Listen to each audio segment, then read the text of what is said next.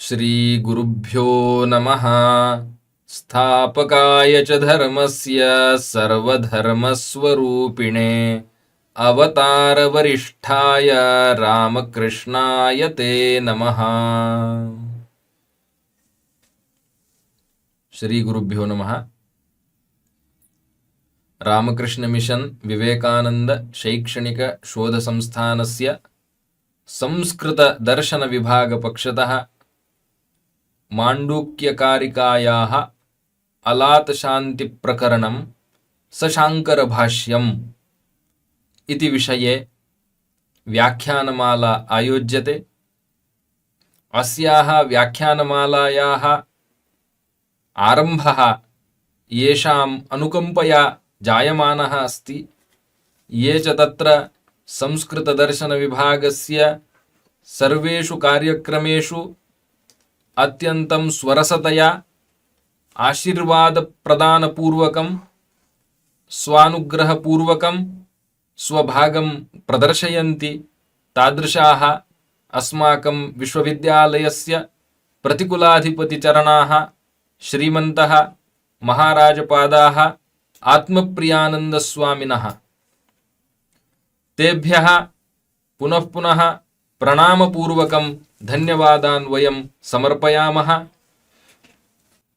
अधुना अस्माकं ये विभागीयाः छात्राः प्रियाः अत्र मंगलपद्यं पठितुं समर्थाः उपलब्धाः सन्ति, तान् अहं सम्प्रार्थये ते अत्र कार्यक्रमस्यास्य मंगलारम्भं मंगलपद्यगानेन कुर्वन्तु इति।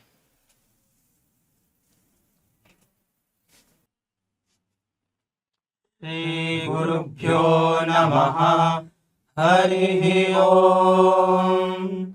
यथाग्निर्दाहिका शक्ति रामकृष्णे स्थिता हिया सर्वविद्यास्वरूपान्तां शारदां प्रणमाम्यहम्। ॐ सहनाववतु सहनौ भुनक्तु सह वीर्यं करवावहै तेजस्विनावधीतमस्तु मा विद्विषावहै।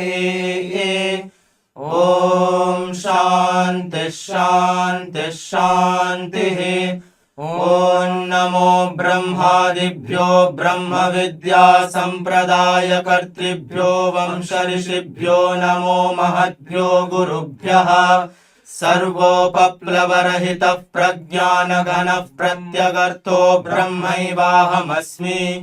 गुरवे सर्वलोकानां भिषजे भवरोगिणां निधये सर्वविद्यानां दक्षिणामूर्तये नमः। सदाशिवसमारम्भां शङ्कराचार्यमध्यमाम् अस्मदाचार्यपर्यन्तां वन्दे गुरुपरम्पराम्। शङ्करं शङ्कराचार्यं केशवं बादरायणं सूत्रभाष्यकृतौ वन्दे भगवन्तौ पुनः पुनः श्रुतिस्मृतिपुराणानामालयं करुणालयं नमामि भगवत्पादशङ्करं लोकशङ्करम्।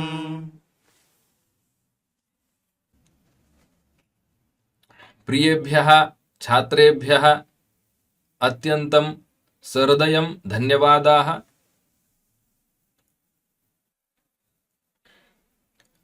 अधुना कार्यक्रमस्यास्य व्याख्यानमालायाः अस्याः व्याख्यातृरूपेण प्राप्ताः अद्वैतवेदान्तशास्त्रनिपुणाः श्रीमन्तः एन् कुवलयदत्त महाभागाः तेभ्यः अहं स्वागतं व्याहरामि। इमे च महाभागाः सामवेदम् अधीत्य क्रमान्तं च तत्र अध्ययनं समाप्य अद्वैतवेदान्तशास्त्रे तेनालीपरीक्षामुत्तीर्य श्री गणपति सच्चिदानंद वेद पाठशालायाम् अवधूत दत्तपीठे च कार्यरताः वर्तन्ते।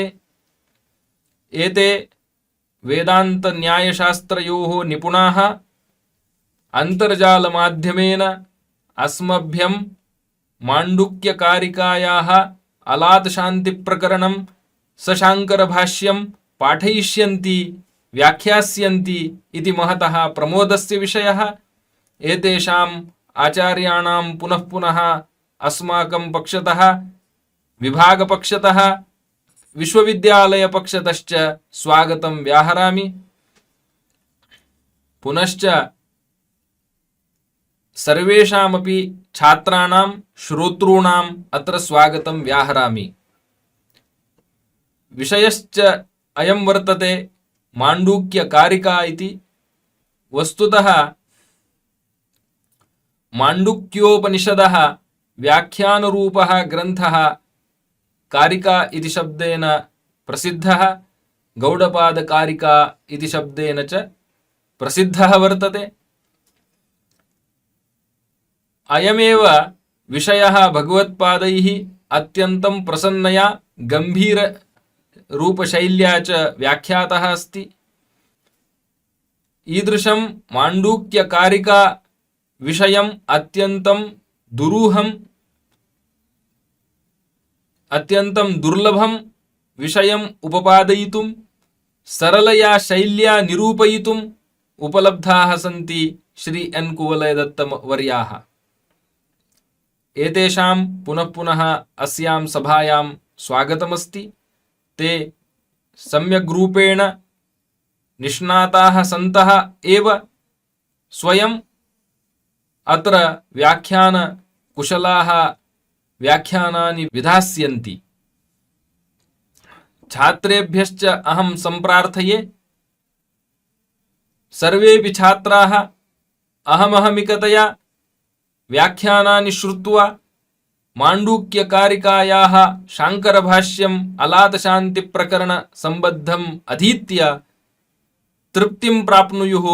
तद्गतं विषयार्थञ्च अवगम्य अत्यन्तं कुशलाः भवन्तु भवेयुः इति च अहं प्रार्थये।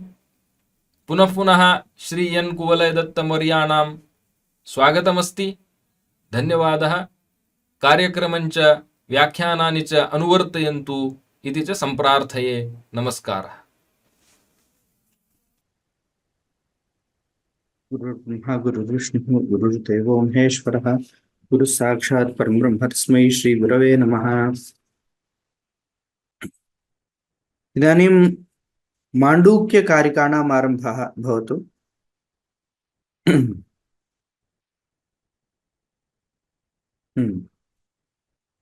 अलातशान्तिप्रकरणमिति चतुर्थप्रकरणमारभ्य अस्माभिः इदानीं पाठ्यते।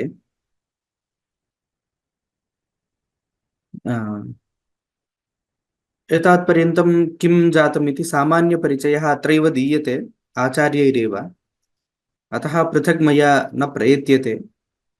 किन्तु सामान्यतया वदामि कुतः माण्डूक्योपनिषत् कुतः आरब्धा इति। इदानीं सर्वाः अपि उपनिषदः जीवस्य ब्रह्मात्मतां बोधयितुमेव प्रयासं कुर्वन्ति। प्रकृतेऽपि जीवस्य ब्रह्मात्मता उच्यते। तेन सह ओङ्कारोपासनापि अत्र कथिता वर्तते। अनया उपासनया जीवः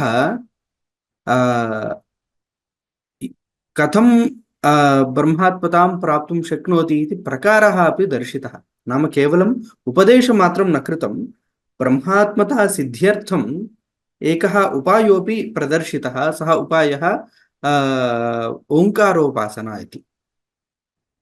एवञ्च तदाधारीकृत्य एतैः गौडपादाचार्यैः कारिकाः लिखिताः।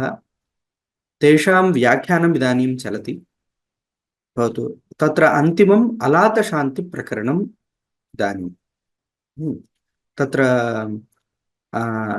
अला अलातशान्तिः इत्यस्य किञ्चित् ईषदिव विवरणं दीयते। नाम इदानीं सर्कस् मध्ये कुर्वन्ति।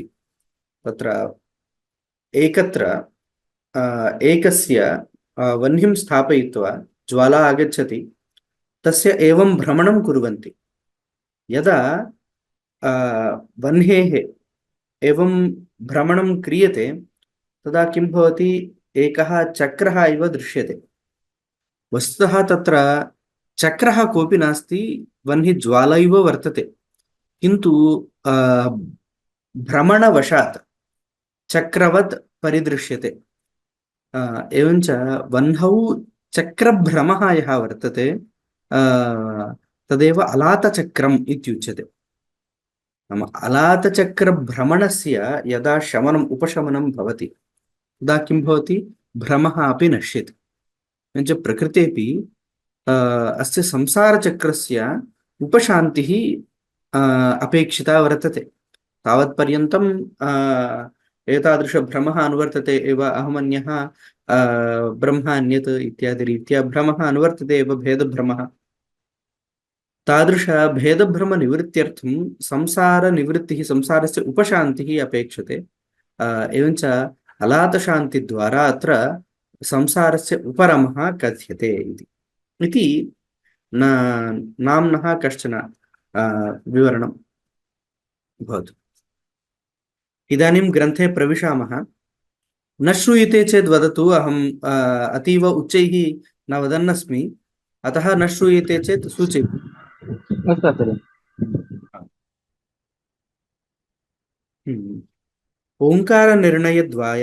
ओङ्कारनिर्णयद्वारेण आगमतः प्रतिज्ञातस्य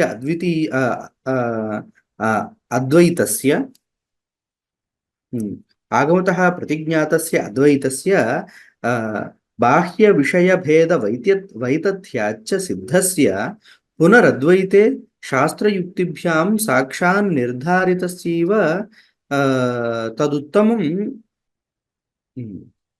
एतदुत्तमं सत्यम् इत्युपसंहारः कृतः अन्ते। भवतु। नाम त्रयाणामपि प्रकरणानाम् अत्र सामान्यपरिचयः दीयते आचार्यैः। तत्र प्रथमप्रकरणे किं कृतम् इत्युक्तौ, ओङ्कारनिर्णयद्वारेण आगमतः अद्वैतः अर्थः प्रतिज्ञातः। प्रतिज्ञामात्रं कृतम् अद्वितीयस्य अर्थस्य। अस्माभिः उक्तं खलु किमिति, ओङ्कारद्वारेण तत्र ओङ्कारस्य पादचतुष्टयं कल्पयित्वा तत्र आत्मा अपि चतुष्पात् इति उक्त्वा अनयोः साम्यं प्रतिपाद्य तद्वारेण जीवपरमात्मनोः ऐक्यमेव तत्र प्रतिपादितम्। एवञ्च ओङ्कारनिर्णयद्वारा तत्र किं कृतः, आत्मनः अद्वितीयत्वं प्रतिपादितम्। एवञ्च प्रतिज्ञातः यः अद्वितीयरूपः अर्थः, तस्य बाह्यविषयभेदवैतथ्याच्च सिद्धस्य। इदानीं ब्रह्मणः अद्वितीयत्वं कदा सिद्ध्यति इत्युक्तौ द्वैतमिथ्यात्वनिश्चये सति। यतः अद्वितीयत्वं नाम किम् इत्युक्तौ द्वैताभाव उपलक्षित ब्रह्मस्वरूपनिश्चयः इति। नाम अद्वितीयं ब्रह्म इत्युक्तौ किं? द्वैताभावोपलक्षित ब्रह्मस्वरूपनिश्चयः, अयमेव अद्वैतनिश्चयः इति। द्वैताभावोपलक्षित ब्रह्मस्वरूपनिश्चयः अपेक्षते चेत् द्वैताभावविशिष्ट ब्रह्मज्ञानम् अपेक्षितं। नाम उपलक्षितबुद्धिं प्रति उपलक्षणीभूतधर्मविशिष्टबुद्धिः कारणं। नाम इदानीं काकोपलक्षितं देवदत्तगृहम् इति ज्ञातुं काकविशिष्टः प्रदेशः कदाचित् ग्राह्यः भवति, अन्यथा काकवद् देवदत्तगृहम् इति वाक्येन बोधः न जायते। सम्यक्। एवञ्च उपलक्षितबुद्धिं प्रति उपलक्षणीभूतधर्मविशिष्टबुद्धिः कारणम्। एवञ्च द्वैताभावविशिष्ट ब्रह्मनिश्चयः अपेक्षते। अभावबुद्धिश्च प्रतियोगिप्रसक्तिम् अपेक्षते।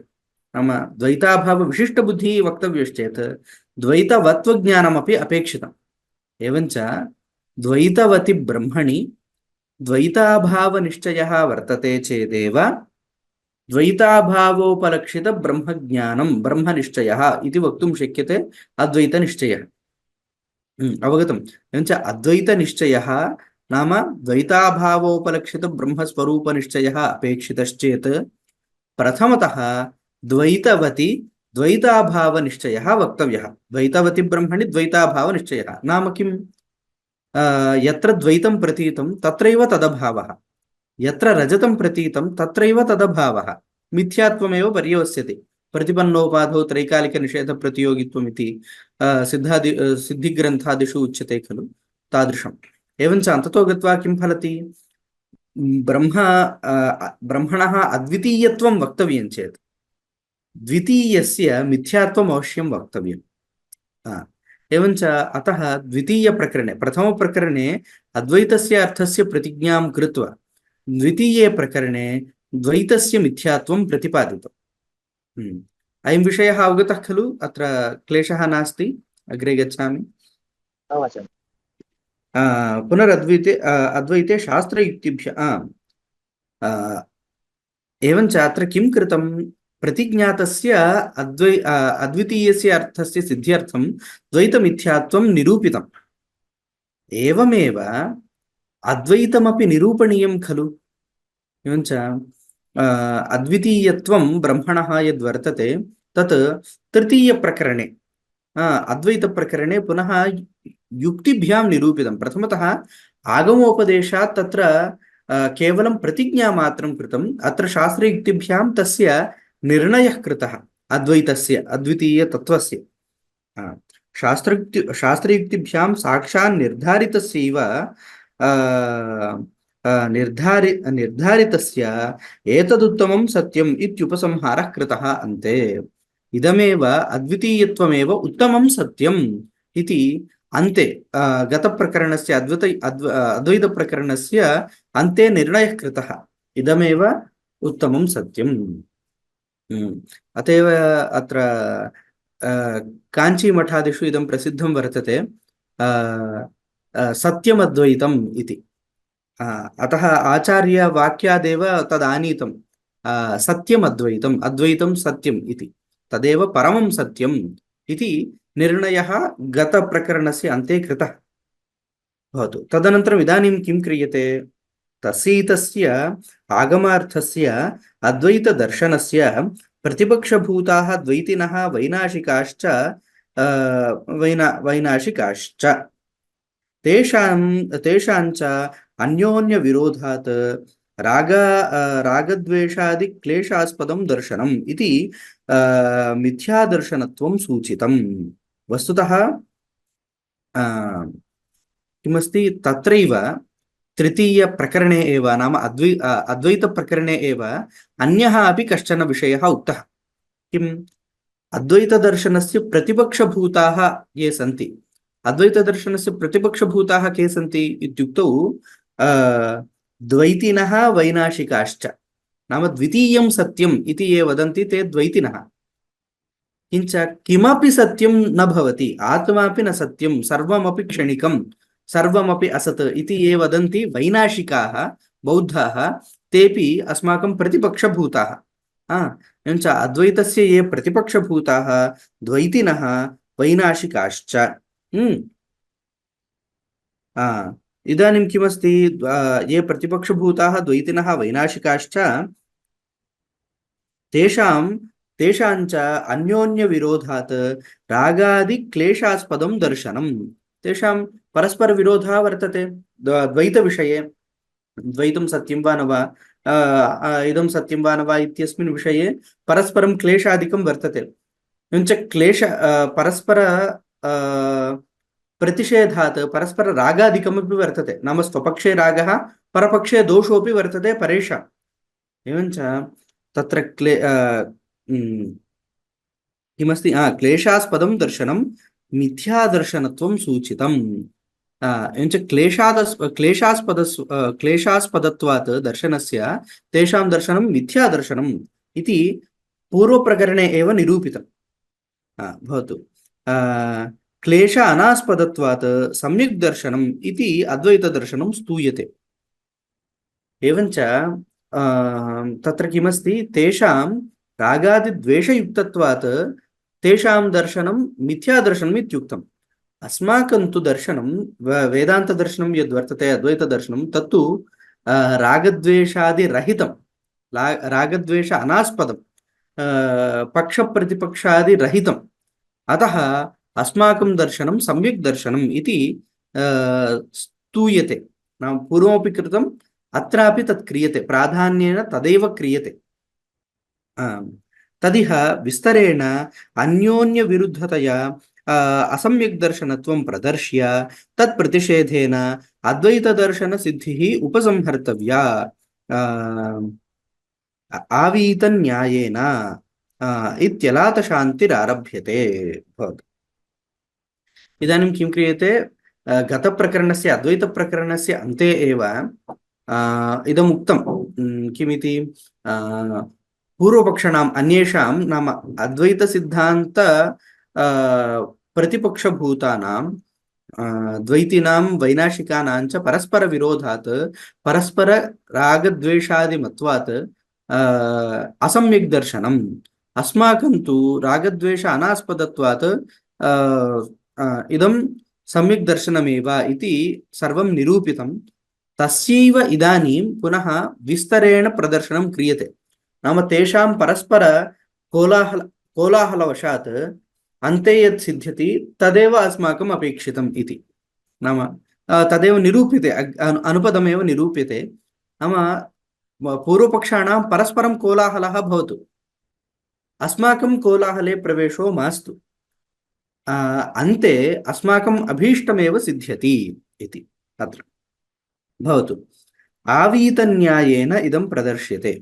आवीतन्यायः इत्युक्तौ व्यतिरेकव्याप्तिः इति चिन्तयितुं शक्यते। आवीतन्यायः इत्युक्तौ नाम इदानीम् अस्ति खलु, यत् कृतकं तदनित्यम् इति व्याप्तिः अस्ति खलु। नाम यद्यत् कार्यं तदनित्यम् इति व्याप्तिः वर्तते। कृतकस्य क्रियाजातस्य अनित्यत्वम्।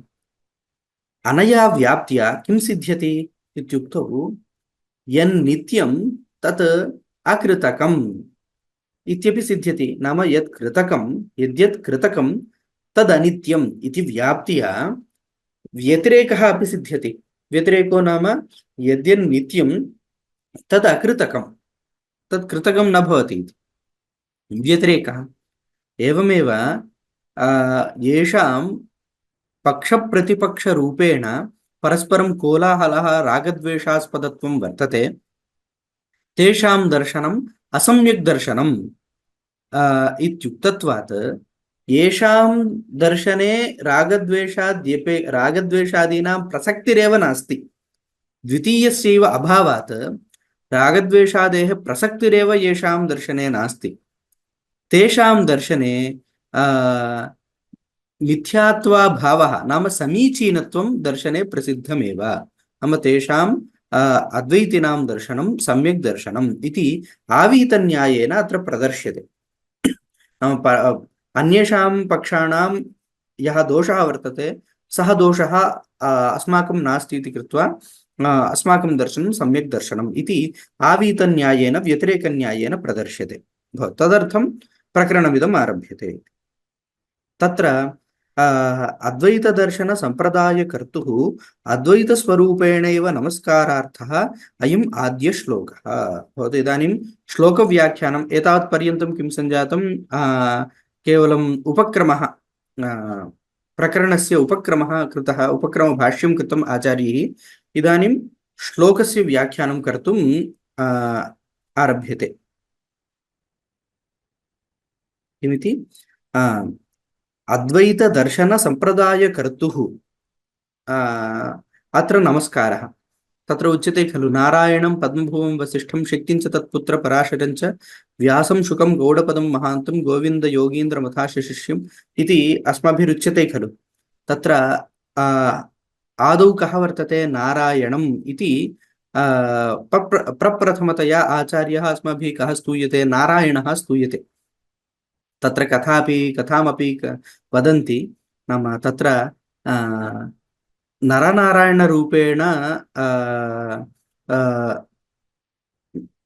कदाचित् विष्णुः नरनारायणरूपेण अवतारं स्वीकृतवान्। नरः अपि स एव, नारायणोऽपि स एव, ऋषिद्वयं। तदा अस्यैव वेदान्तस्य अध्ययनं कृत्वा उपदेशः अपि प्रप्रथमं वेदान्तस्य उपदेशः तेनैव नारायणेन कृतः इति श्रूयते कथासु। तां कथां सम्यक् न जाने अहं, कदाचित् अन्यान् पृच्छन्तु। भवतु पौराणिकी कथा सम्यक् न जाने। भवतु कथञ्चित् इदानीं अत्र वेदान्तदर्शने प्रप्रथमः आचार्यः कः इत्युक्तौ नारायणः। अतः नारायणस्यैव सद्यः नमस्कारः क्रियते। अद्वैतदर्शनसम्प्रदायकर्तुः नारायणस्य अद्वैतस्वरूपेणैव नमस्कारः अत्र क्रियते, सः विशेषः। भवतु पश्यतु तत्र अत्र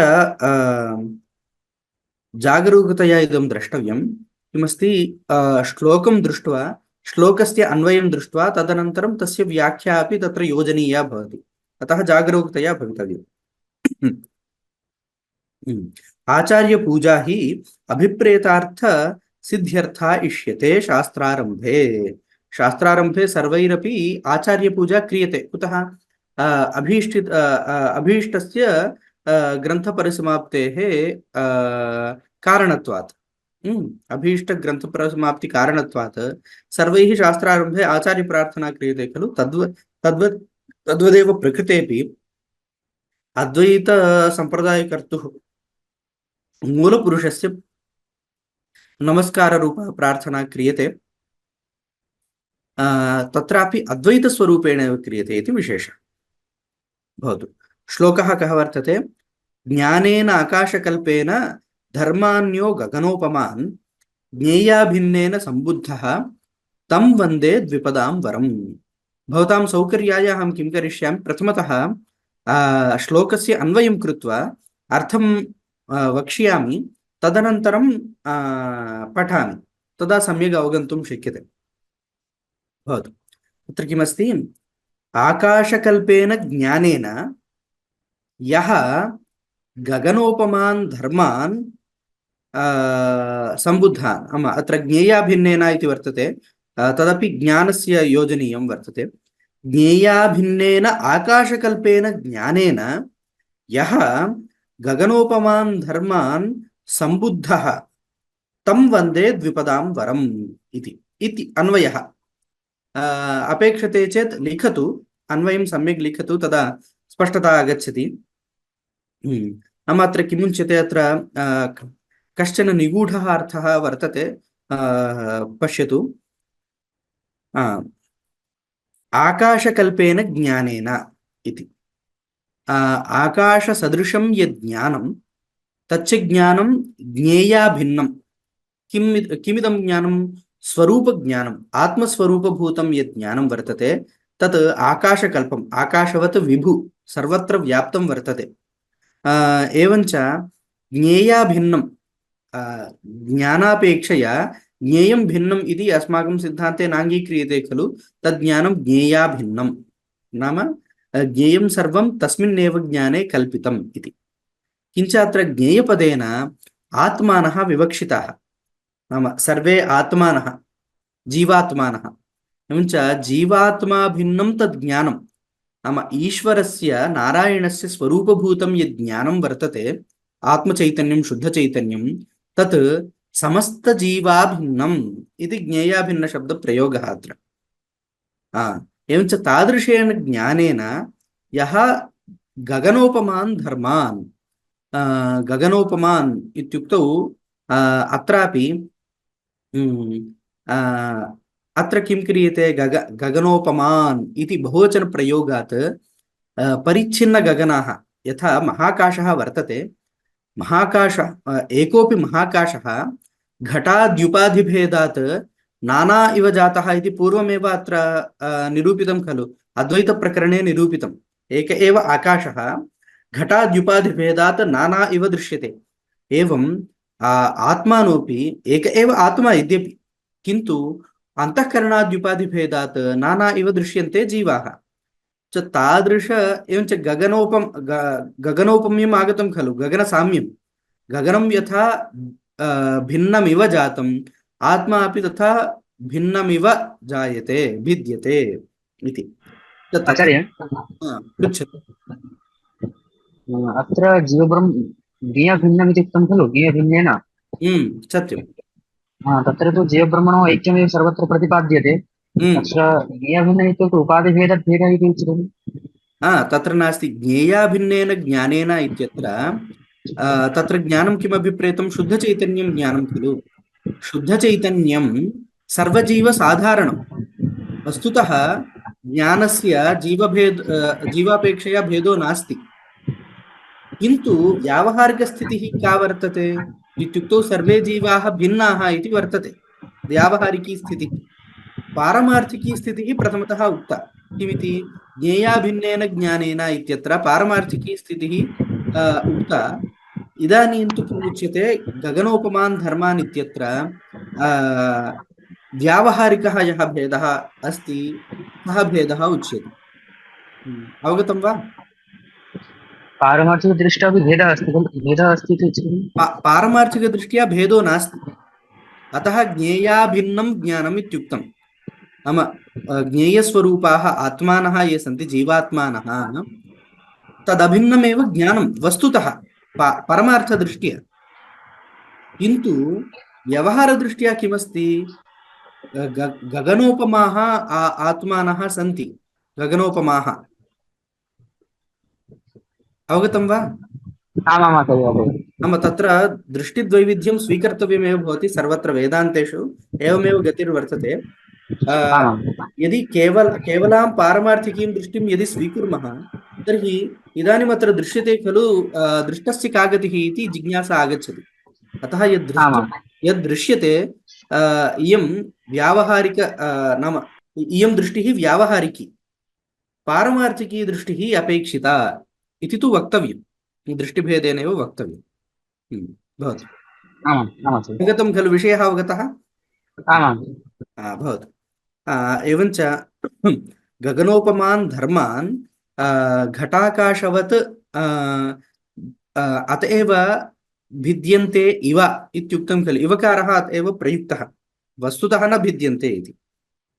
एवञ्च तादृशान् आत्मनो धर्मान्, स्वस्यैव आत्मनः धर्मान्, जीवभूतान् यः सम्बुद्धः, यः जानाति, वक्तव्यं चेत् आत्मत्वेनैव जानाति सर्वान्, सः ईश्वरः कथं जानाति सर्वान् इत्युक्तौ सर्वान् जीवान् आत्मत्वेनैव जानाति, आत्मभिन्नत्वेन न जानाति। तथा सम्बुद्धः यः वर्तते, सम्बुद्धः इत्यत्र इदं क्तप्रत्ययः कर्तृर्थे, सम्बुद्धवान्, ज्ञातवान् इति। यः सम्बुद्धः तं द्विपदां वरं, द्विपात् नाम जीवः, पुरुषः नाम मनुष्यः इति, द्विपादित्युच्यते खलु, पादद्वयमेव वर्तते। एवञ्च द्विपदां मनुष्याणां पुरुषाणां वरं उत्तमं नाम पुरुषोत्तमम् इत्यर्थः आगच्छति। द्विपदां वरं तादृशं वन्दे। भवतु, श्लोकार्थः अवगतः खलु? आपाततः इदानीं भाष्यं पठामः। अत्र इतोपि विशेषार्थाः लभ्यन्ते। भवतु। आकाशकल्पेन इति वर्तते खलु, तत्र वदन्ति आकाशेन ईषत् असमाप्तम् आकाशेन ईषदसमाप्तम् आकाशकल्पम् आकाशतुल्यम् एतत् इति। ईषदसमाप्तम् इत्युक्तौ ईषद्विलक्षणम् इति। उपमा कदा सम्भवति इत्युक्तौ ईषद्भेदे सत्येव सम्भवति। मुक्तावल्यां वदन्ति खलु तद्भिन्नत्वे सति तद्गतभूयो धर्मवत्वम् इति। तद्गतभूयो धर्मवत्वं यथा अपेक्षते तथा तद्भिन्नत्वमपि अपेक्षते, वैलक्षण्यमपि किञ्चित् अपेक्षते। चन्द्रः अन्यः मुखमन्यत् इति वैलक्षण्यं ज्ञायते चेदेव चन्द्रमुखी इति प्रयोगः कर्तुं शक्यते, उपमा कर्तुं शक्यते। अन्यथा भेदाभावे मुखमिव मुखम् इति वक्तुं न शक्यते। तथा प्रयोगः काचन वर्तते, कश्चन प्रयोगः तथा वर्तते, रामरावणयोर्युद्धं रामरावणयोरिव इति। नाम तेनैव तदेव उपमीयते। रामरावणयोः उपमां कर्तुम् अन्यद् युद्धं किमपि नास्ति, अन्यः युद्धः कोऽपि नास्ति। अतः रामरावणयोर्युद्धं रामरावणयोरिव इति उपमान्तरप्रतिषेधरूपेण अलङ्कारान्तरं तत्र त्यज्यताम्। वस्तुस्थितिः का वर्तते इत्युक्तौ उदाहरणं वक्तव्यं चेत् उदाह्रियमाणापेक्षया तद्विलक्षणं स्यात्। तदेव अत्र वदन्ति आकाशेन ईषद् असमाप्तम् आकाशेन ईषद् विलक्षणं वर्तते ज्ञानं। कथम् इत्युक्तौ आकाशं जडं, ज्ञानं तु जडं न भवति, स्वप्रकाशमस्ति इति आकाशापेक्षया वैलक्षण्यम् अवगम्यते। एवञ्च आकाशेन ईषद् असमाप्तम् आकाशकल्पम् आकाशतुल्यम् इत्यर्थः आगच्छति। तेन आकाशकल्पेन ज्ञानेन किम्, आकाशकल्पेन ज्ञानेन किं क्रियते इत्युक्तौ आत्मनो धर्मान् सम्बुद्धः इति। आत्मनो धर्मान् किं विशिष्टान्? गगनोपमान् आत्मनः धर्मान् इति। गगनम् उपमा येषान्ते गगनोपमाः तान् आत्मनो धर्मान् सम्बुद्धः। ज्ञानस्यैव पुनर्विशेषणं ज्ञेयैः धर्मैः आत्मभिः अभिन्नं अग्न्युष्णवत् सवितृप्रकाशवच्च ज्ञानं। तेन ज्ञेयाभिन्नेन ज्ञानेन आकाशकल्पेन ज्ञेयम् आत्मस्वरूप अव्यतिरेकेण गगनोपमान् धर्मान् यः सम्बुद्धवान् इत्येवम् ईश्वरः यः नारायणाख्यः तं वन्दे अभिवादये द्विपदां वरं। द्विपदोपलक्षितानां पुरुषाणां वरं प्रधानं पुरुषोत्तमम् इत्यभिप्रायः।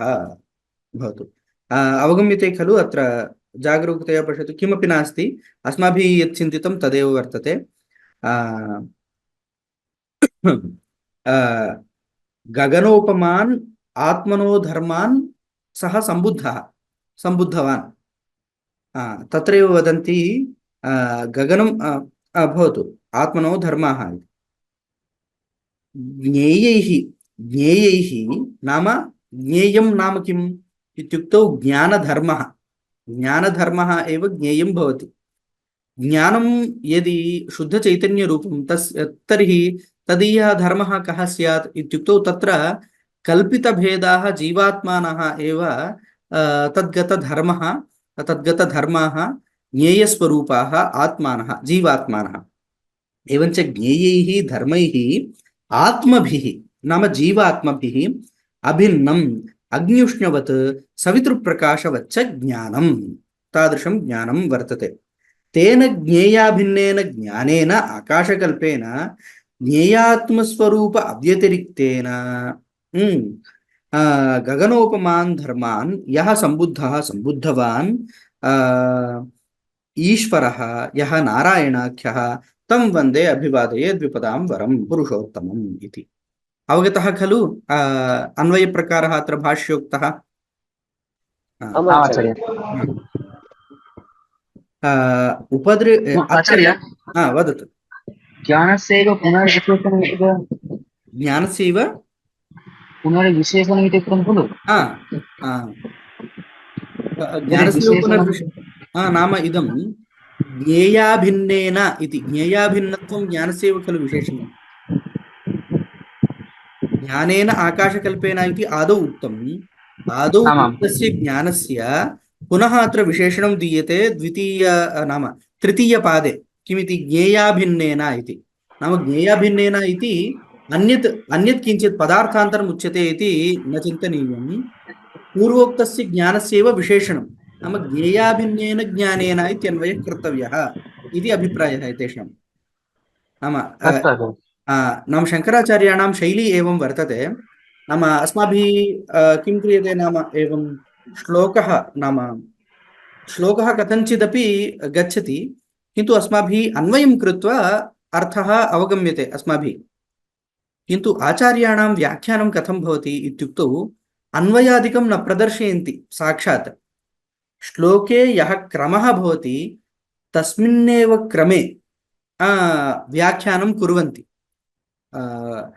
अत्रापि नाम उपनिषन्मन्त्राणां व्याख्यानावसरेपि इतस्ततः पदानि भवन्ति खलु, तेषां तथैव व्याख्यानं कुर्वन्ति। नाम प्रथमं यत् श्रूयते, यत् पदं श्रूयते तस्यैव प्रथमतः व्याख्यानं कृत्वा क्रमात् गच्छन्ति। अन्वयं कृत्वा अन्वयवेलायां यत् प्राथम्येन आगच्छति तस्य प्रथमतः व्याख्यानम् इति रीत्या न कुर्वन्ति। क्लेशः वर्तते चेत् पुनः अन्वयं प्रदर्शयन्ति, अत्र यथा प्रदर्शितं तथा, किन्तु तथा क्रमेणैव गच्छन्ति। अवगतं खलु? नाम तेषां आचार्याणां शैलिः एवं वर्तते। अतः ज्ञानेन इति प्रथमतः उक्त्वा ज्ञेयाभिन्नेन इति क्रमप्राप्तस्यैव क्रमे एव व्याख्यानं कृतं भवतु। अत्र मुख्यः विषयः इदानीम् आगच्छति। पश्यतु, उपदेष्टृनमस्कारमुखेन ज्ञानज्ञेयज्ञातृभेदरहितं परमार्थतत्त्वदर्शनम् इह प्रकरणे प्रतिपिपादयिषितम् प्रतिपक्ष प्रतिषेधद्वारेण प्रतिज्ञातं भवति इति।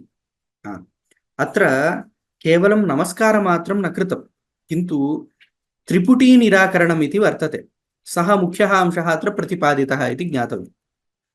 त्रिपुटी इत्युक्तौ प्रत्यक्षवेलायां भवति। नाम अस्माकं संसारे मुख्यः कः भवति इत्युक्तौ दर्शनव्यवहार एव। इदानीं संसारो नाम कः? सुखदुःखसाक्षात्कार एव संसारः। नाम मम सुखं जातम्, अहं सुखी अहं दुःखी इति सुखदुःखयोः साक्षात्कारः, सुखदुःखोपभोगः एव संसारः। सुखभोगार्थं किमपेक्षितं, दुःखभोगार्थं वा इत्युक्तौ वस्तुदर्शनम् अपेक्षितं। नाम यदा स्वानुकूलं विषयं पश्यति तदा अहं सुखी इति चिन्तयति। यदा स्वप्रतिकूलं विषयं पश्यति अथवा शृणोति अथवा मनुते कथञ्चित्, तदा किं भवति? दुःखम् आगच्छति, अहं दुःखी इति चिन्तयति। एवञ्च संसारस्य मूलं किम् इत्युक्तौ दर्शनादिव्यवहार एव। नाम प्रत्यक्षादिव्यवहारः, ज्ञानसम्बद्धः व्यवहारः यः वर्तते स एव व्यवहारः संसारस्य मूलभूतः। अतः तस्य निवृत्तौ संसारः निवृत्तप्रायः भवति। निवृत्तप्रायः न निवृत्त एव। नाम तदेव अत्र उच्यते। किं त्रिपुटी नाम ज्ञानसम्बद्धः अयं व्यवहारः वर्तते खलु, अस्य व्यवहारस्य त्रिपुटी इति नाम स्थापितं प्राचीनग्रन्थेषु बहुत्र दृश्यते। त्रयम् अत्र मुख्यत्वेन भवति। एकः ज्ञाता अपेक्षते, तदनन्तरं तदीयं ज्ञानं येन पश्यति तद् ज्ञानम्, एवञ्च यं पश्यति विषयं तत् ज्ञेयम् इत्युच्यते। इदानीं ज्ञाता ज्ञानं ज्ञेयम् इति त्रयं वर्तते। वस्तुतः इदं त्रयं भिन्नं भिन्नम् इति प्रतिभाति, किन्तु त्रयं वस्तुतः न भिन्नम्, एकमेव। एकं नास्ति चेत् अपरं निरूपयितुमेव न शक्यते। इदानीं विषयस्य ज्ञेयत्वं कदा आगच्छति? ज्ञानविषयः भवति चेत् आगच्छति। भवतु ज्ञानस्य ज्ञानत्वं कदा आगच्छति? यदा ज्ञेयं विषयीकरोति तदा तस्य ज्ञानत्वम् आगच्छति। एवम् अयं ज्ञाता कदा भवति? कञ्चन विषयं यदा पश्यति तदा ज्ञाता भवति। एवञ्च इदं त्रितयमपि परस्परसापेक्षं वर्तते।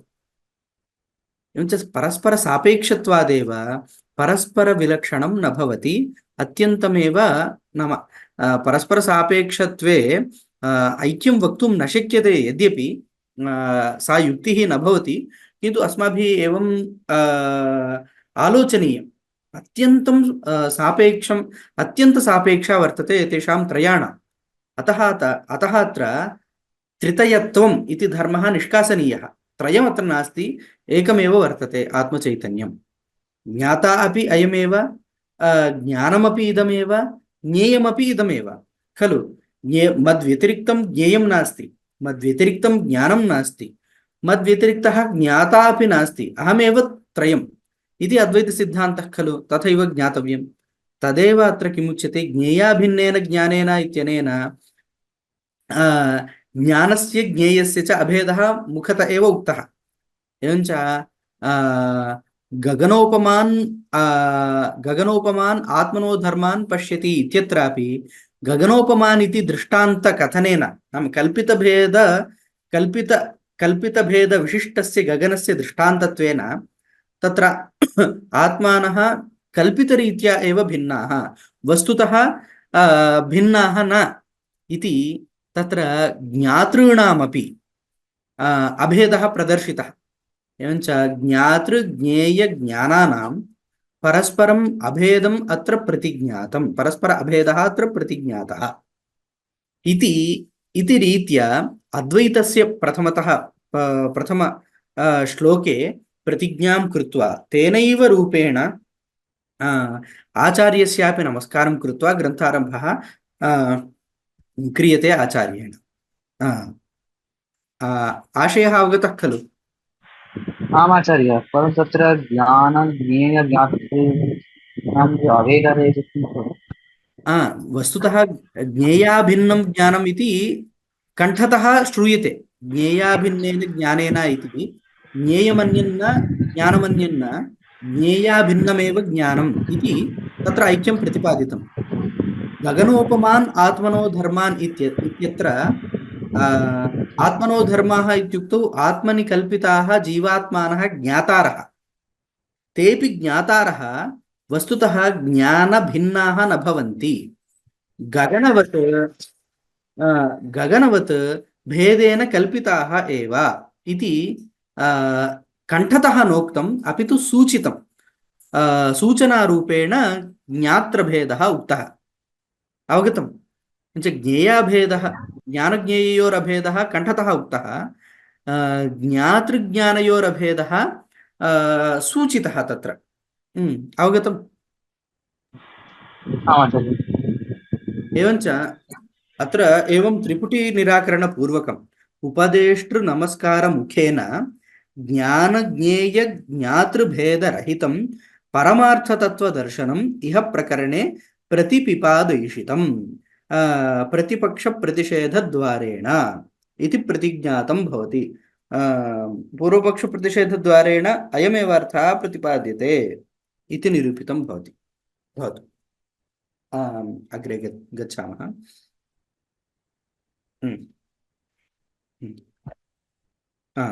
अधुना अद्वैतदर्शनयोगस्य नमस्कारस्तुतये। नमस्कारः तत्स्तुतये।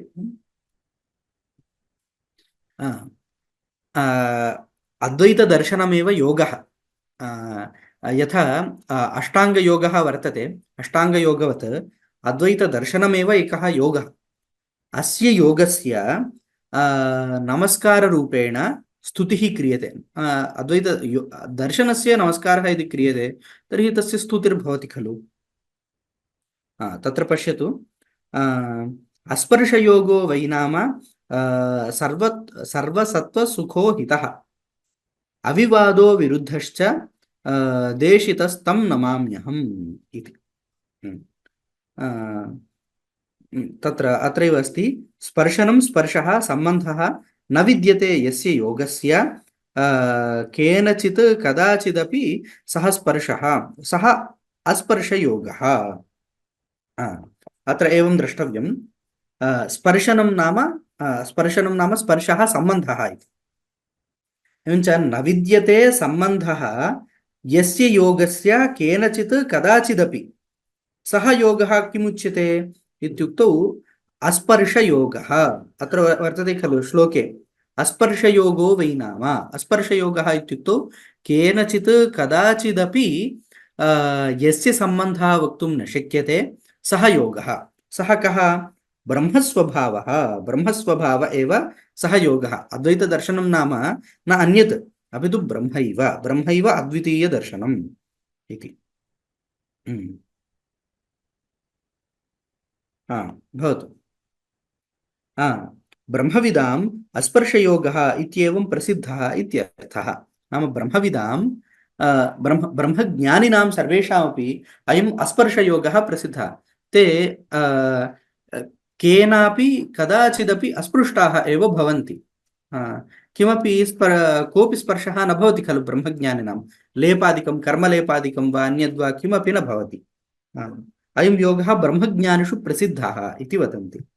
स च सर्वसत्त्वसुखो भवति।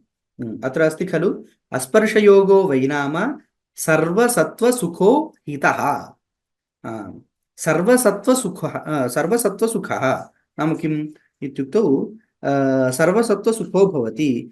कश्चित् अत्यन्तसुखसाधनविशिष्टोऽपि दुःखस्वरूपः यथा तपः अयन्तु न तथा। किं तर्हि सर्वसत्त्वानां सुखः इति। नाम इदानीं लोके यं कमपि सुखसाधनं स्वीकरोतु, नाम अतीव उत्कृष्टं सुखं दास्यति यद्यपि, किन्तु सः स्वरूपतः दुःखरूपो भवति। इदानीं स्वर्गः अपेक्षितश्चेत् स्वर्गः यद्यपि सुखं, किन्तु सुखस्य साधनभूतः ज्योतिष्टोमयागः यः वर्तते सः सुखरूपो वर्तते वा? अत्यन्त आयासविशिष्टः वर्तते खलु।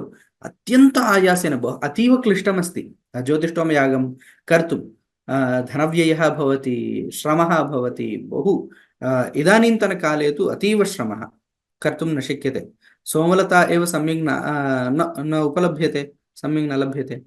एवञ्च लोके यद्यद् भवतु, तपः स्वीकरोतु, अन्यत् स्वीकरोतु, किमपि स्वीकरोतु, सर्वमपि सुखसाधनं भवति चेदपि स्वतः दुःखरूपं भवति। किन्तु अद्वितीयदर्शनं तथा न भवति। अयन्तु न तथा। किं तर्हि सर्वसत्त्वानां सुखः। सर्वसत्त्वानां सुखः इत्यस्य अतः आनन्दगिरियैः व्याख्यानं कृतं। सर्वेषां सत्त्वानां देहभृतां सुखयति इति व्युत्पत्त्या। नाम सर्वेषां सत्त्वानां नाम जीवानां सुखकरम् इत्यभिप्रायः। नाम अयं योगः सर्वेषां जीवानां सुखकरः, सुखसाध्यः भवति। अत्यन्त आयासेन कर्तव्यः कोऽपि न भवति। तत्र यथा अपेक्षते तथा उपविश्य अथवा गच्छन् यथा कथञ्चिदपि आत्मचिन्तनमेव खलु कर्तव्यम्। अन्यत् किमपि कर्तव्यं नास्ति। अत्र सर्वं त्यक्त्वा आत्मचिन्तनमेव कर्तव्यम्। अतः अतीव सुखरूपम् अत्यन्तसुखदायकञ्च उभयमपि वर्तते। सुखं दास्यति, सुखरूपञ्च वर्तते। लोके ईदृशं किमपि नोपलभ्यते। यदि सुखरूपं भवति तर्हि दुःखं दास्यति, यदि सुखं दास्यति तर्हि दुःखरूपं भवति। अतएव कदाचित् एवं वदन्ति, लोके पुण्यपापादिकं वर्तते खलु, तत् क्रेडिट् कार्ड् डेबिट् कार्ड् वत् इति वदन्ति। नाम क्रेडिट् कार्ड् भवति चेत् किं भवति? प्रथमतः स्वैप् कृत्वा अनुभूयते सर्वं, यद्यद् अपेक्षिते तत्सर्वमपि क्रेडिट् कार्ड् इत्यनेन स्वैप् कृत्वा सर्वं अपेक्षितं सर्वं स्वीकृत्य अनुभूयते। नाम प्रथमतः तत्र सुखम् अनुभूयते। तदनन्तरं तस्य बिल् पे कर्तव्यं खलु। तदा क्लेशः भवति। एवं पापेपि पापस्थले प्रथमतः सुखानुभवः भवति। यदा पापं करोति, पापकर्म यदा करोति तदा अत्यन्तं सुखम् अनुभूयते। तदनन्तरं नरकादिषु तस्य प्रायश्चित्तरूपेण दुःखानुभवः अपेक्षते। भवतु क्रेडिट् कार्ड् वत् पापं भवति, सुखं तावत् डेबिट् कार्ड् वत् भवति। प्रथमतः अस्माकम् अकौण्ट् मध्ये यद् विद्यते, नाम अकौण्ट् मध्ये विद्यते इत्युक्तौ प्रथमतः अर्जनं कर्तव्यं खलु। नाम अर्जयित्वा अकौण्ट् मध्ये स्थापयित्वा, नाम अतीव क्लेशेन अकौण्ट् मध्ये धनं सर्वं स्थापयित्वा तदनन्तरं तेन धनेन अपेक्षितं सर्वं स्वीकृत्य सुखम् अनुभूयते खलु। एवमेव प्रथमतः पुण्यार्जनं कृत्वा अतीव आयासेन अनन्तरं तस्य फलं स्वर्गादिकम् अनुभूयते। एवञ्च कदाचित् एकैः आचार्यैः तथा उक्तं, तदिदानीं स्मृतौ आगतम्। एवञ्च उभयत्रापि नाम दुःखे वा भवतु सुखे वा भवतु, अवश्यं सुखं दुःखम् उभयमपि भवति। नाम मनुष्यलोके सुखदुःखयोः उभयोरपि मेलनमेव भवति।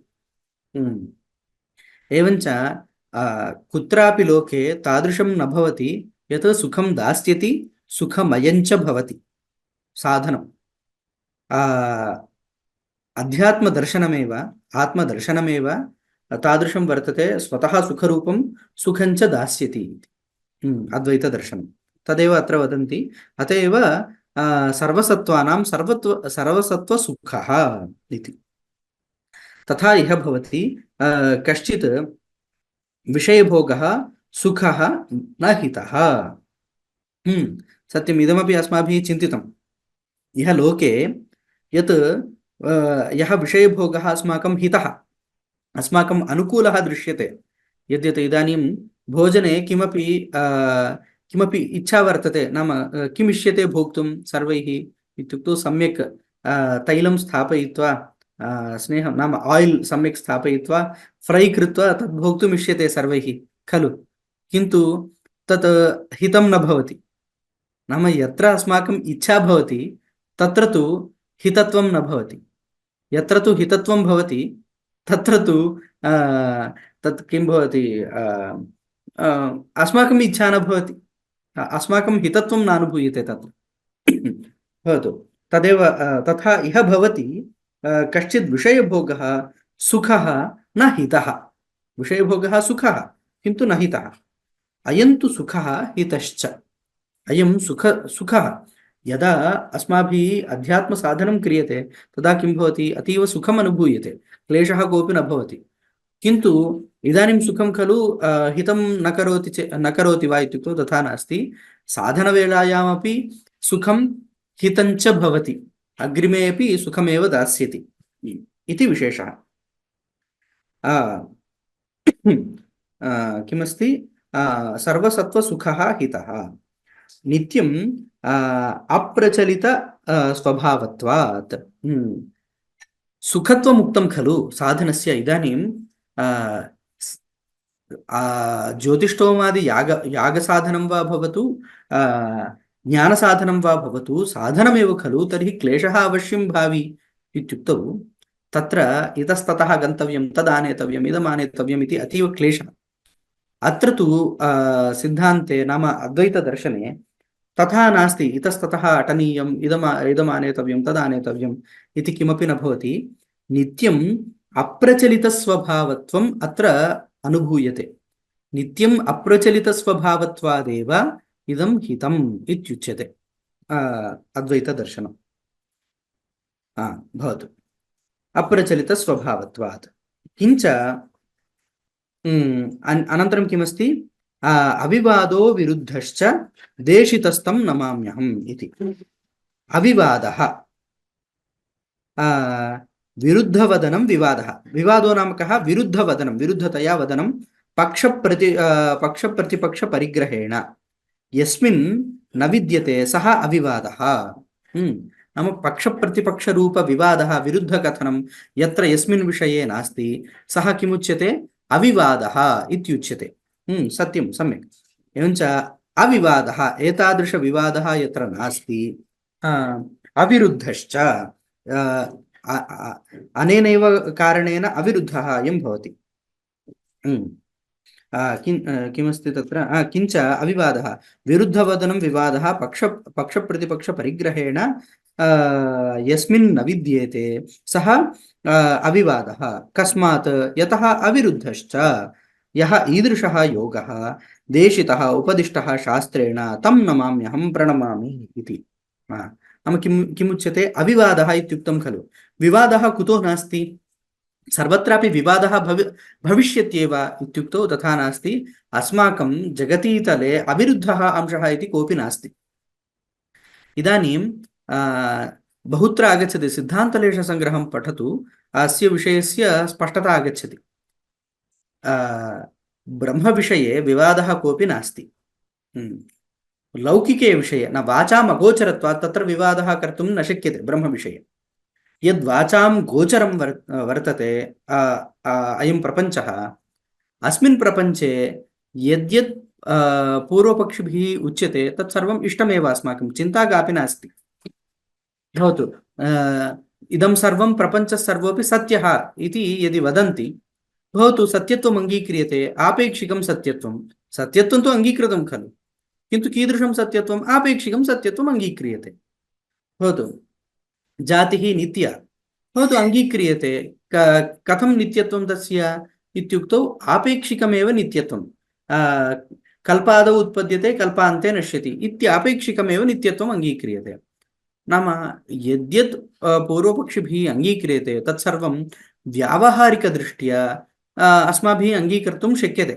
अस्माकं कोऽपि विवादः कोऽपि विरुद्धः अंशः अस्मिन् द्वैते मायामये विषये न भवितुमर्हति मायामयत्वादेव यथा कथञ्चिदपि भवतु नाम इदानीं स्वप्ने गत्वा स्वप्नः एवम् आगतः एवं न भवेत् खलु अयं युक्तियुक्तो विषयो नास्ति इति उच्यते वा अस्माभिः स्वप्ने अयं विरुद्धः अंशः इति अस्माभिः कथ्यते वा नास्ति विरोधः नास्ति स्वप्नेन सह मिथ्याभूतत्वादेव एवञ्च प्रपञ्चस्य सर्वस्यापि मिथ्याभूतत्वात् अत्र विरुद्धः अंशः कोऽपि अस्माकं नास्ति एवञ्च विरुद्धांशः कोऽपि नास्ति इति कृत्वा अस्मिन् विषये अस्माकं विवादः एव नास्ति ब्रह्म तु वाचामगोचरम् इति कृत्वा तस्मिन् विषये विवादः कर्तुमेव न शक्यते इति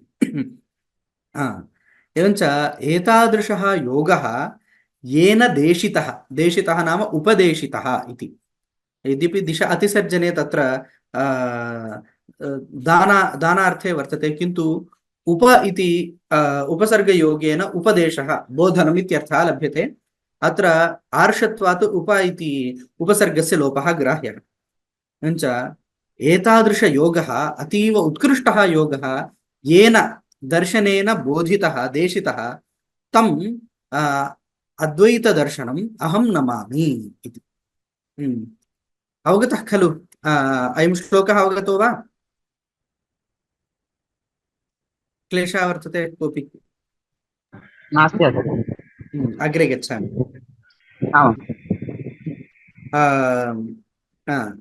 इदानीम् एतावत्पर्यन्तं नमस्कारादिकं जातम् इदानीम् अलातशान्तिप्रकरणस्य यः विवक्षितः अर्थः सः आरभ्यते नाम पूर्वपक्षाणां परस्पर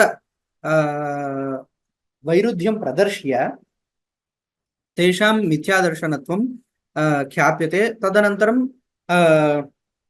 विरोधाभावात् अद्वैतदर्शनस्य सम्यक्त्वं प्रतिपाद्यते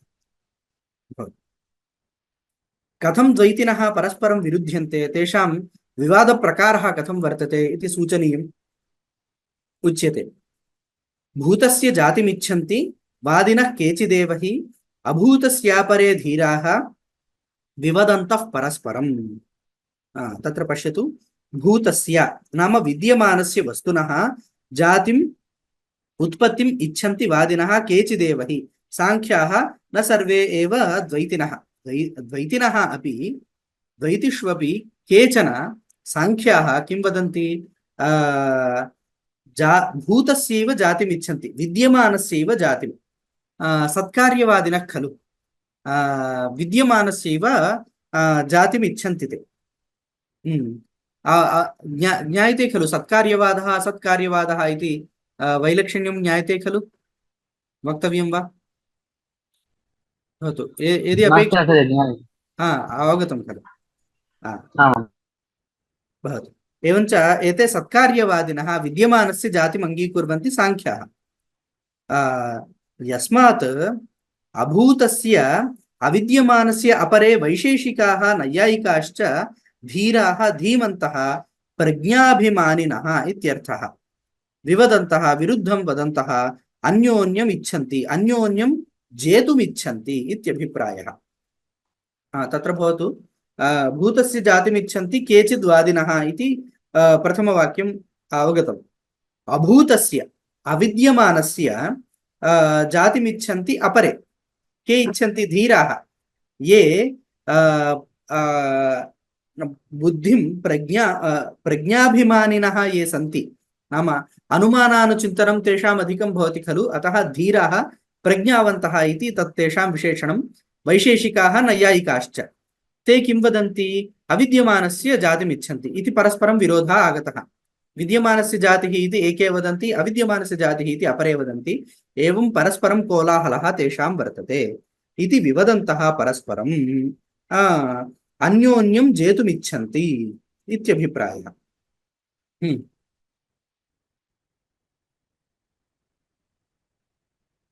अवगतम्। अग्रे गच्छामि।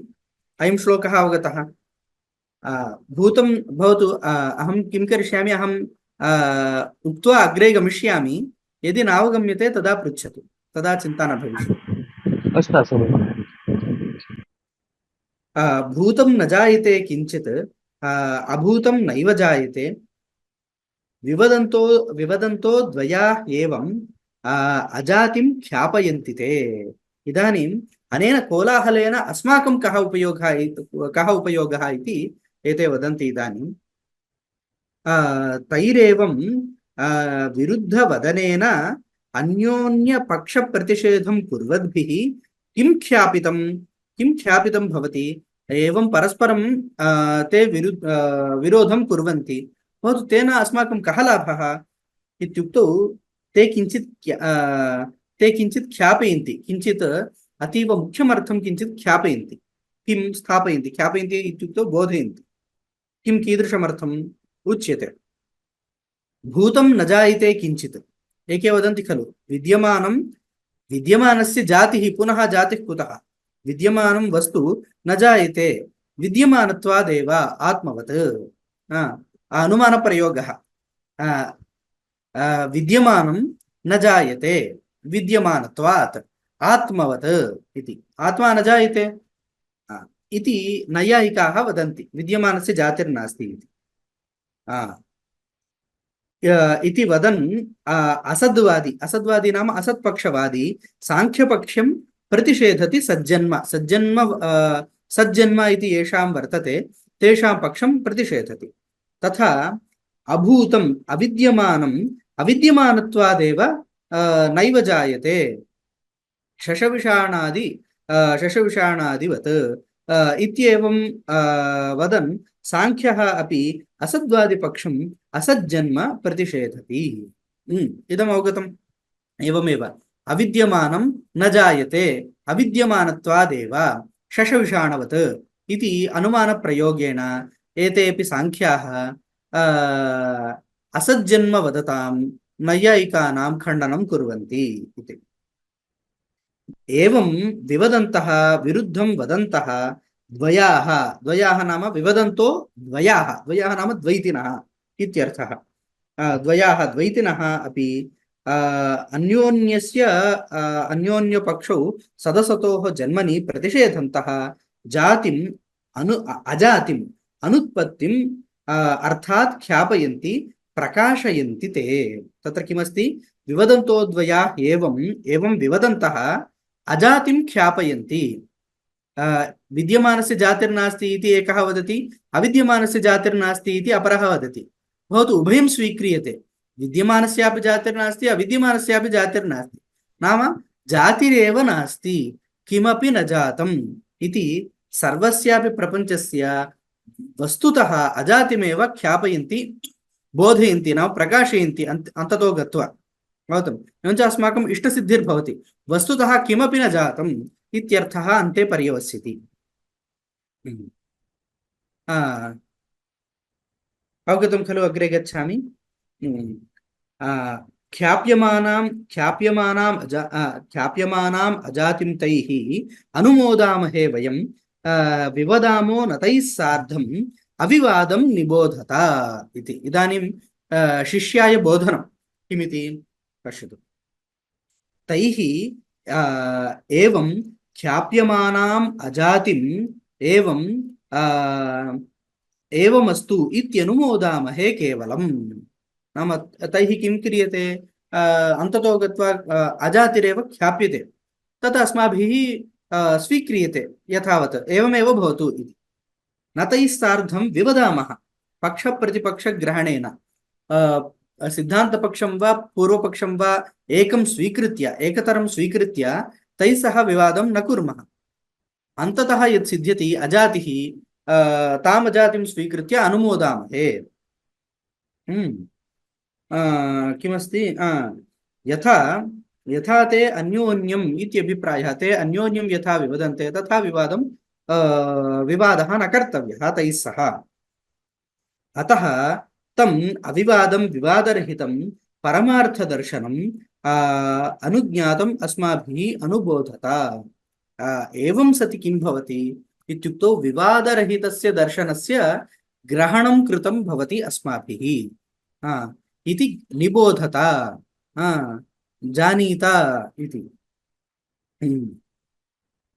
निबोधत हे शिष्याः इति अवगतं खलु नाम परस्परविवादे मध्ये न प्रवेष्टव्यम् अन्ते यत् शिष्यति तत् स्वीकर्तव्यं तदेव अस्माकं युक्तं भवति इति तात्पर्यम् षष्ठः श्लोकः अजातस्यैव धर्मस्य जातिमिच्छन्ति वादिनः अजातो ह्यमृतो धर्मः मर्त्यतां कथमेष्यति इति सदसद्वादिनः सर्वेपि पुरस्तात् कृतभाष्य श्लोकः नाम इतः पूर्वं नाम अद्वैतप्रकरणे एव इदम् आगतम् ईषद्वैलक्षण्येन अजातस्यैव भावस्य इति तत्र वर्तते तत्र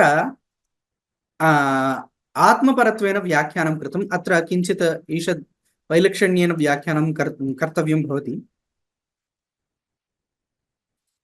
तत्र किं भवति अत्र व्याख्याने वर्तते जातस्यैव जन्मानर्थक्यात् अनवस्थानाच्च अजातस्यैव पदार्थस्य जन्म सदसद्वादिनः असद्वादिनश्च सर्वेपि स्वीकुर्वन्ति इति परपक्षमनुवदति अत्र किमुक्तं भाष्ये सदसद्वादिनः सर्वेपि अत्र पुरस्तात् कृत्य तेषां प्रति इदमुच्यते किमिति इदानीं तत्र स्पष्टं यदि आलोचयामः तत्र आलोचनां कुर्मः तत्र किं लभ्यते इत्युक्तौ सद्वादिनः नाम विद्यमानस्यैव उत्पत्तिः इति ये वदन्ति साङ्ख्याः तेषामपि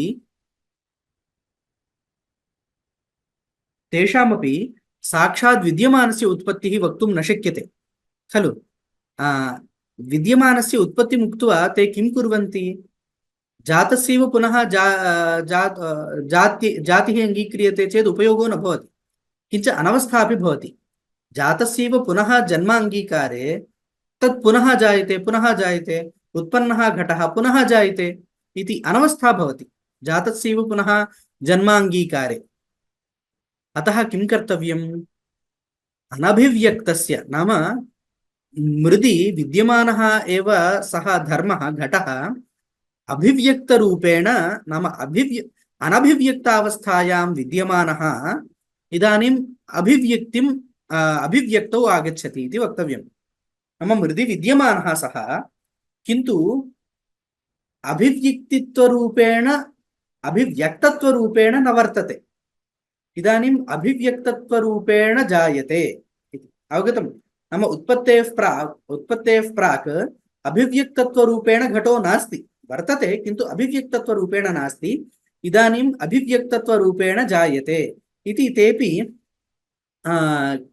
अजातस्यैव नाम अभिव्यक्तत्वविशिष्टस्य घटस्य पूर्वं जन्म नास्ति खलु, अतः अजातस्यैव जातिम् अङ्गीकुर्वन्ति अन्ततो गत्वा सत्कार्यवादिनोऽपि।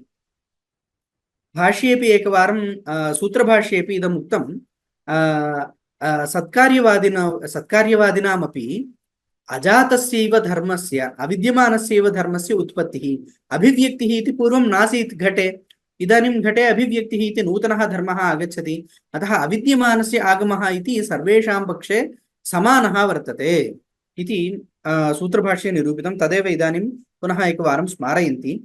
एवञ्च सर्वेपि सद्वादिनः असद्वादिनः सर्वेपि द्वैतिनः किं कुर्वन्ति, अजातस्यैव धर्मस्य जातिमिच्छन्ति सर्वे वादिनः। तत्र अजातः अमृतः धर्मः मर्त्यतां कथमेष्यति इदं वक्तव्यम्। अजातः इत्युक्तौ अमृतः इत्यपि आगच्छत्येव, तत्र इदम् उच्यते खलु, पृष्ठतः तदपि आगच्छति। अजातत्वम् इत्युक्तौ अमृतत्वम् अपि तत्र पृष्ठभावेन आगच्छति। अजातश्चेत् सः अमृतः अवश्यं भावि, अमृतश्चेत् अनन्तरकाले जातः सन् मर्त्यतां कथमेष्यति। अजातः अमृतः धर्मः तदनन्तरं जातः सन् मर्त्यतां कथमेष्यति, इदं विरुद्धमस्ति खलु। अतः अस्मिन् पक्षे नाम अजातस्य जातिः इति पक्षे अस्त्येव विवादः, तत्र वक्तुमेव न शक्यते, किन्तु सर्वे तथैव वदन्ति इति अयं पक्षः दूषितो भवति।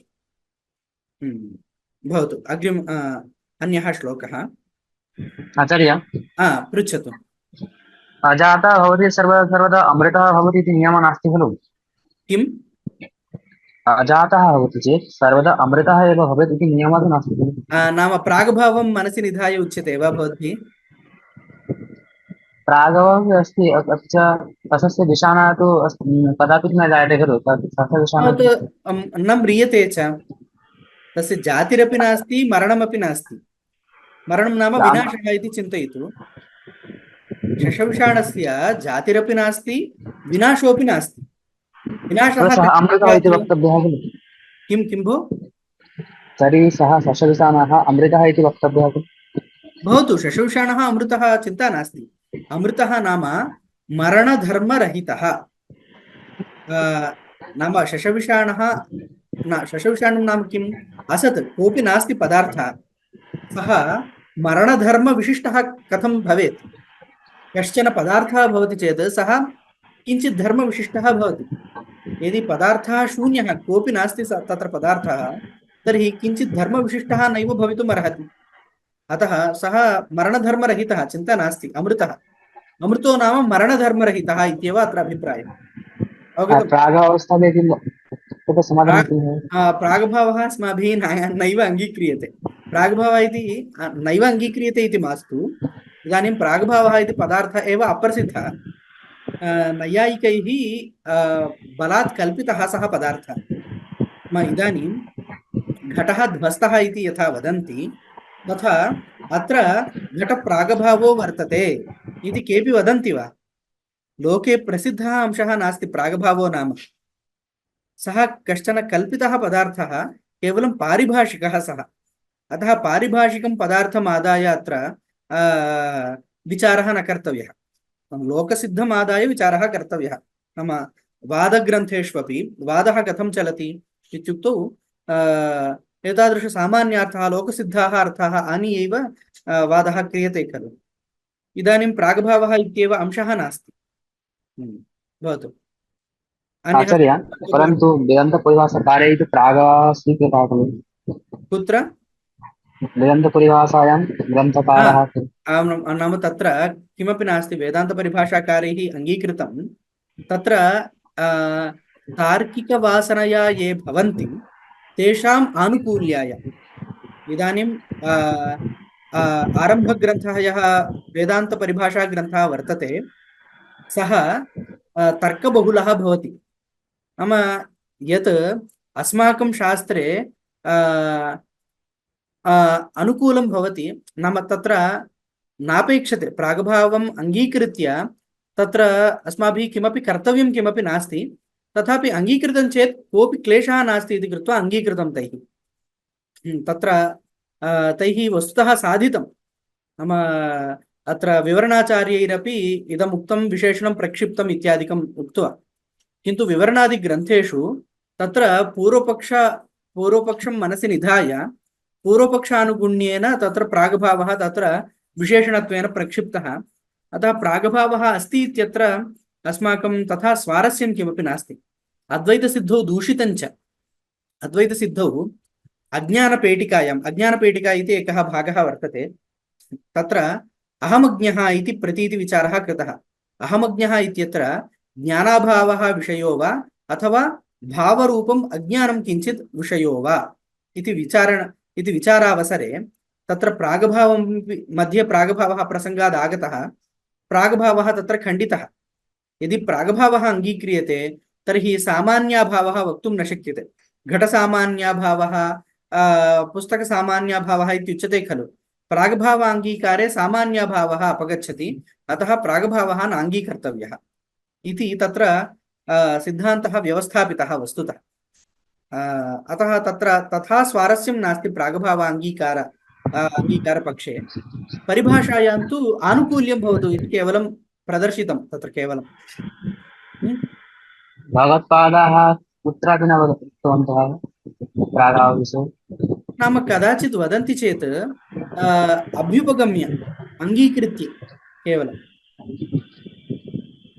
भवतु, यद्यपि भवतु, अथवा भवदुक्तरीत्या प्रागभावः अस्ति इत्येव स्वीकुर्मः, किन्तु वेदान्तिभिः अस्माभिः प्रागभावः नित्यः इत्युच्यते वा?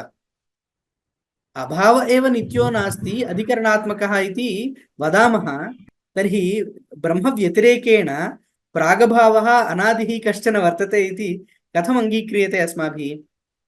नैव अङ्गीक्रियते। सः नैव अनादिः प्रागभावः, यद्यपि अङ्गीक्रियते तथापि सृष्टेः प्राक् नास्ति, सृष्ट्यनन्तरम् उत्पद्यते इत्येव अङ्गीक्रियते। यथा आकाशः सृष्टेः प्राक् नास्ति, सृष्ट्यनन्तरम् उत्पद्यते, एवमेव प्रागभावोऽपि सृष्टेः प्राक् नास्ति, तदनन्तरम् उत्पद्यते इत्येव वक्तव्यम्। अथवा ब्रह्मस्वरूपमेव इति वा वक्तव्यम् अत्यन्ताभाववत्। अवगतम्? अन्यत् सिद्धान्ते अन्यथा न भवति। भवतु। अत्र किमस्ति? अजातत्वादेव अमृतः। एवञ्च अजातः अमृतः धर्मः कथं जातः सन् मर्त्यताम् एष्यति? अयं विरुद्धः खलु, लोकविरुद्धः अंशः। भवतु, श्लोकद्वयं वर्तते अत्र, वक्तव्यं किमपि न भवति, श्लोकद्वयम् उक्त्वा अत्र स्थापयामः। न भवत्यमृतं मर्त्यं न मर्त्यम् अमृतं तथा प्रकृतेरन्यथा भावः न कथञ्चित् भविष्यति। स्वभावेनामृतो यस्य धर्मः गच्छति मर्त्यतां कृतकेनामृतस्तस्य कथं स्थास्यति निश्चलः इति। अत्र उक्तार्थानां श्लोकानाम् इह उपन्यासः परवादिपक्षाणाम् अन्योन्य विरोध ख्यापित अनुमोदन प्रदर्शनार्थः।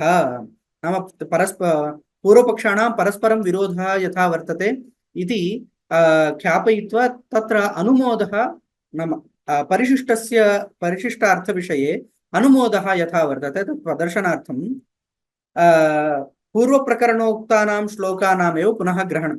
श्लोकत्रयं पूर्वस्मिन् प्रकरणे उक्तं, तेषां तथैव ग्रहणम् अत्र वर्तते।